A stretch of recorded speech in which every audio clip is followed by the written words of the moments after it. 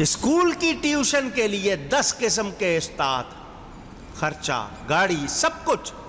دین سیکھنے کے لیے کوئی اہتمام نہیں. مولوی صاحب آ رہے ہیں، مولوی صاحب بچے کی طبیعت ٹھیک نہیں ہے، کل آ جانا، جاؤ. دوسرا استاد آئے، نہیں نہیں پڑھو. یہ کیوں؟ یہ ہمیں سکھا دیا گیا آج، دین کی طرف مت جانا، ادھر آؤ، دین پڑھنے سے کچھ نہیں ملے گا. ہم نے سیکھ لیا، اب ہم سب اسی طرف جا رہے ہیں. دین سیکھنا ہم نے سمجھ لیا کہ دین سیکھنے سے دنیا نہیں ملتی. میں پوچھنا چاہتا ہوں، مجھے بتاؤ دین سیکھنے والا کون ہے جو کبھی بھوکا رہا ہو؟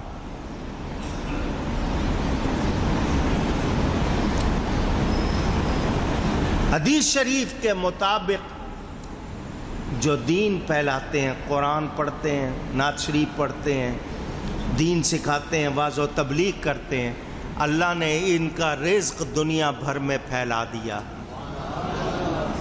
یہ جو ملکوں کے دورے ہوتے ہیں، یہ رزق ہے ان کا جو ان کو لے جاتا ہے، کیونکہ وہ دین پھیلاتے ہیں، اللہ نے ان کا رزق پھیلا دیا. سمجھ آئی بات؟ نعت خانوں پہ دیکھا کیسے پیسے آتے ہیں؟ قرآن شریف پڑھنے والوں کو کیا کچھ ملتا ہے؟ دیکھا کبھی؟ کوئی سچا، اگر وہ اس لیے پڑھ رہا پیسے ملے تو صرف پیسے ملیں گے، ثواب نہیں ملے گا. لیکن اللہ کے لیے پڑھ رہا ہے تو دنیا بھی ان کے قدموں میں خود آتی ہے. داتا صاحب کسی بادشاہ کے پاس گئے؟ خواجہ غریب نواز کسی بادشاہ کے پاس گئے؟ آج بھی بادشاہ ان کے دربار پر جا کے پیسے لٹا رہے ہیں. کچھ سمجھ آ رہی ہے بات؟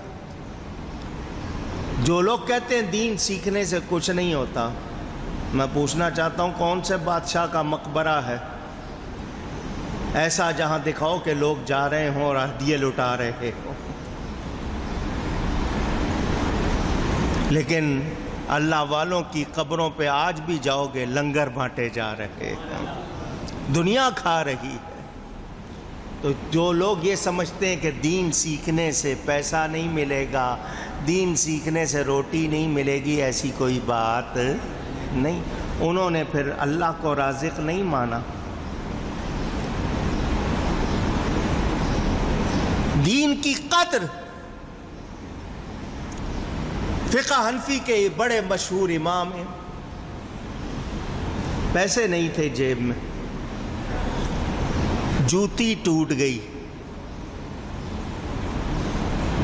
موچی آپ کے ہاں لفظ بولا جاتا ہے، اس کے پاس گئے، میری یہ جوتی ٹوٹ گئی ہے، اس کو جوڑ لگا دو.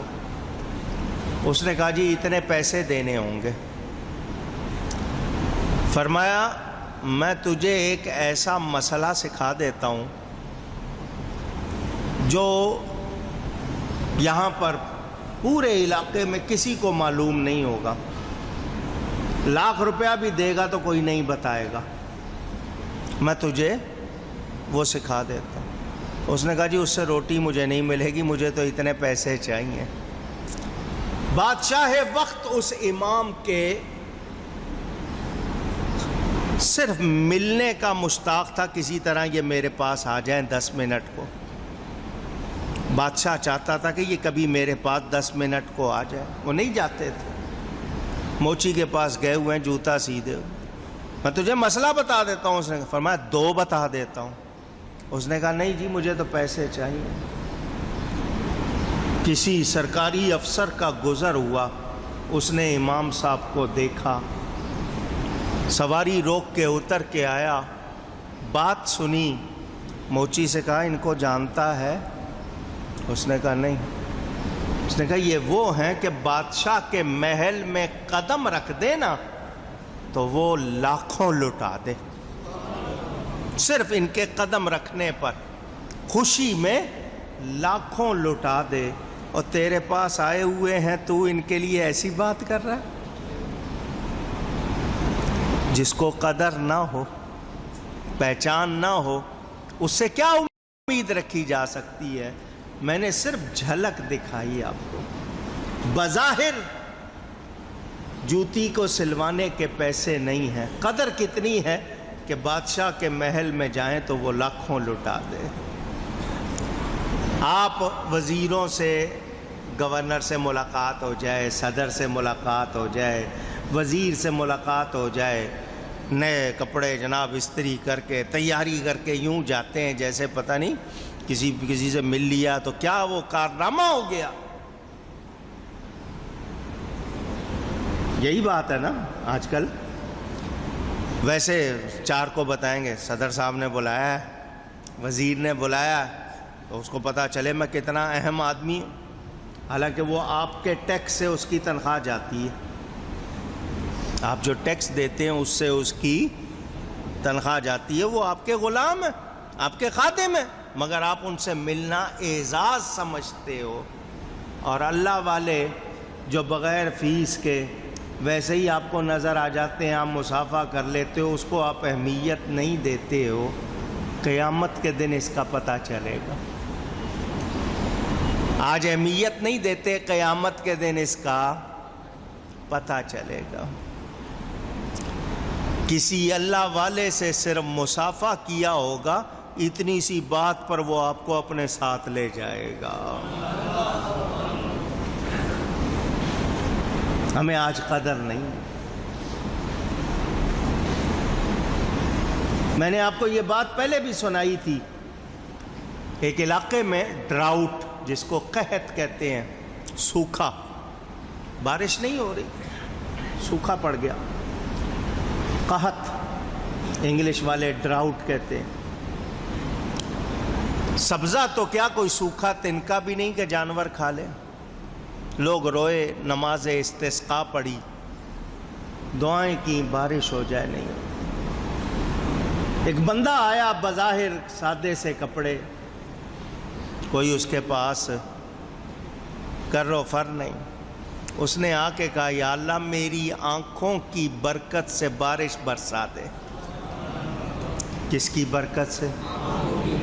اونچی آواز آئے، میری آنکھوں کی برکت سے بارش برسا. ادھر اس نے دعا کی، ادھر بادل آئے، بارش شروع ہو گئی. اور لوگوں نے اس کو کہا آنکھیں ہمارے پاس بھی ہیں، تیری آنکھوں میں کیا خاص بات ہے؟ تو نے اپنی آنکھوں کا واسطہ دیا اور بارش شروع ہو گئی. اس نے کہا میں نے اپنی ان آنکھوں سے ایک مرتبہ حضرت با یزید بستامی کو دیکھا. اللہ،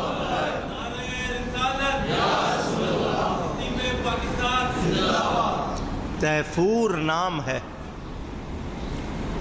تیفور بن عیسیٰ با یزید پکارا جانے والا نام. بستام ایران کا شہر.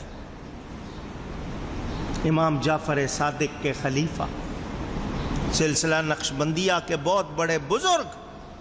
ایک مرتبہ ان آنکھوں سے ان کو دیکھا ہے. اور جب دیکھنے پر دیکھنے والے کی آنکھ میں اتنی برکت آ گئی، خود ان میں کتنی برکت ہوگی. اور جب نبی کے غلاموں میں اتنی برکت ہے، خود نبی میں کتنی ہوگی. اللہ یا رسول اللہ. کچھ سمجھ آ رہی ہے بات؟ غور کریں. قدر، دین کی مدد کرنا، دین سیکھنا، دین کو پھیلانا، دین کو قائم کرنا، ہر مسلمان کو اس کے لیے کوشش کرنی. جو مال دے سکتا ہے مال دے. اللہ نے 4 بیٹے دیے، ایک بیٹا دین پہ لگاؤ. آپ ڈاکٹر بناؤ، انجینئر بناؤ، کمپیوٹر کا ماسٹر بناؤ، بیرسٹر بناؤ، مگر پہلے اس کو نبی کا غلام بناؤ، دین سکھاؤ. جہاں بیٹھے دین کی بات کر سکے.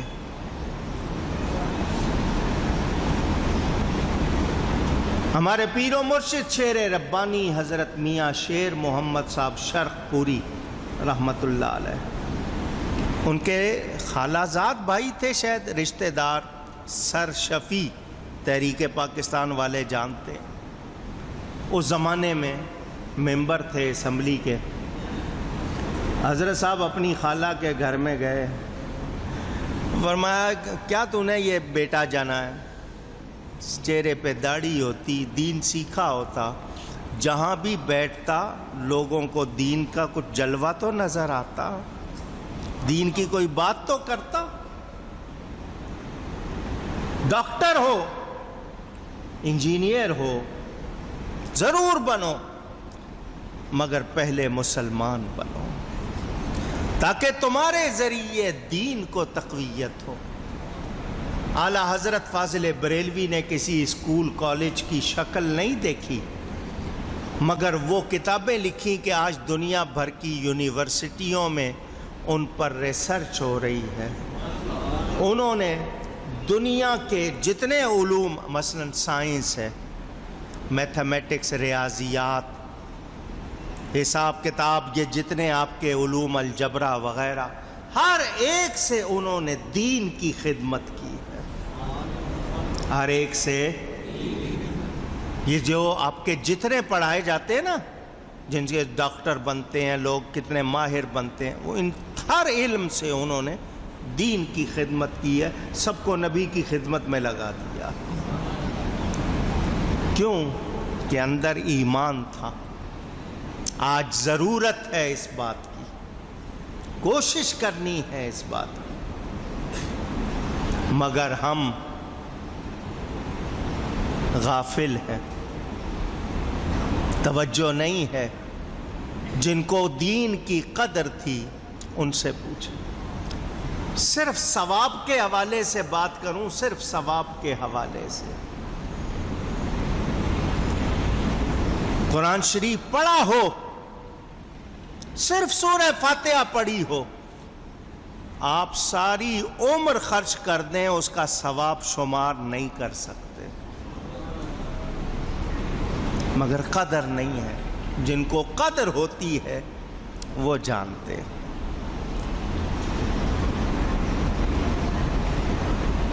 علامہ اقبال جیسا شخص جرمنی گئے پی ایچ ڈی کرنے کے لیے، ماں نے عادت ڈالی ہوئی تھی رات کو جاگ کر تہجد پڑھانے کی۔ وہ کہتے ہیں مجھے یہاں پر بھی آ کر ماں کا سکھایا ہوا وہ سبق بھولا نہیں، وہ چیز ان کو یاد رہی وہاں۔ یہ تربیت ہوتی ہے۔ آج ماں باپ ان باتوں کو بھول گئے، بچوں کو کھلونے لے دیے، کمپیوٹر لے دیے، دوسری چیزیں لے دیں، ٹی وی لے دیے، اس کے لیے وہ ساری رات جاگیں۔ نماز کی بات کریں بچے بھاگتے ہیں۔ کیوں؟ آپ نے تربیت کیا کی ہے؟ مجھے اور آپ کو غور کرنا ہوگا، توجہ دینی ہوگی۔ تو ہم اگر زمین میں آئے ہیں اور ہمیں کہیں بھی کوئی تھوڑی بہت قوت ملی ہے تو ہمیں ان چار کاموں کو بھولنا نہیں۔ نماز خود بھی قائم رکھنی ہے، کروانی بھی ہے۔ اگر صاحب نصاب ہے زکوٰۃ دینی ہے، جو صاحب نصاب ہے ان کو دینے کے لیے کہنا ہے، بھلائی کا حکم کرنا ہے، برائی سے اونچی کہیے روکنا ہے۔ اللہ تعالیٰ ارشاد فرماتا ہے وَلِلَّهِ عَاقِبَةُ الْأُمُورِ، اور اللہ ہی کے لیے سب کاموں کا انجام۔